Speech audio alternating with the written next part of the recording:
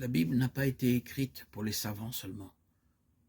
Elle a, au contraire, été écrite pour le peuple.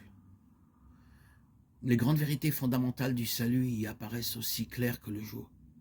Ce ne sont pas ceux qui la lisent qui risquent de tomber dans l'erreur ou de s'égarer, mais ceux qui veulent suivre leur propre jugement, au lieu de la volonté de Dieu clairement révélée. En ce qui concerne les enseignements des Saintes Écritures, ne nous fions pas à l'opinion d'un homme. Étudions la parole de Dieu pour nous-mêmes. Si nous laissons à d'autres le soin de réfléchir à notre place, nous ne parviendrons pas au degré de développement dont nous sommes capables. Par défaut d'exercice, les nobles facultés de l'esprit s'atrophient au point qu'elles en arrivent à ne plus saisir la signification profonde de la parole de Dieu. Par contre, elles prennent plus d'ampleur lorsqu'elles s'appliquent à saisir l'enchaînement des vérités bibliques. Rien n'est plus propre à fortifier l'intelligence que l'étude des Écritures. Aucun livre n'égale la Bible pour élever les pensées et pour donner de la vigueur aux facultés de l'âme. Si les hommes l'étudiaient comme elle doit l'être, ils posséderaient une largeur d'esprit, une noblesse de caractère et une constance de dessein qui se rencontrent rarement à notre époque. En revanche, on ne tire que peu de bien d'une lecture hâtive.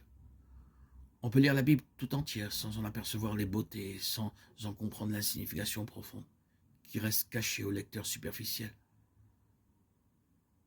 Un passage étudié et médité jusqu'à ce qu'on en ait bien saisi la signification et les rapports avec le plan du salut vaut mieux que la lecture de plusieurs chapitres. Faites sans but, arrêtez et sans qu'on en ait tiré aucun enseignement positif. Ayez toujours votre Bible avec vous. Lisez-la chaque fois que vous en avez l'occasion. Gravez-en les passages dans votre mémoire. Tout en marchant dans la rue, vous pouvez en lire un verset, le méditer et le fixer, ainsi dans votre esprit. La sagesse ne s'acquiert que par une attention soutenue et par l'étude faite avec prière.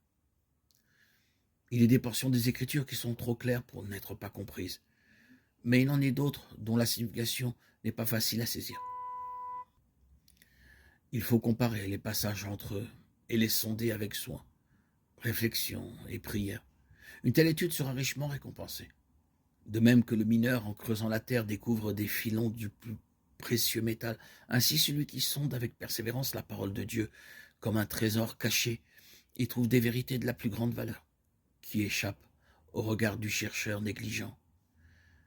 Les paroles de l'inspiration serrées dans le cœur sont comme des cours d'eau jaillissant de la source de la vie.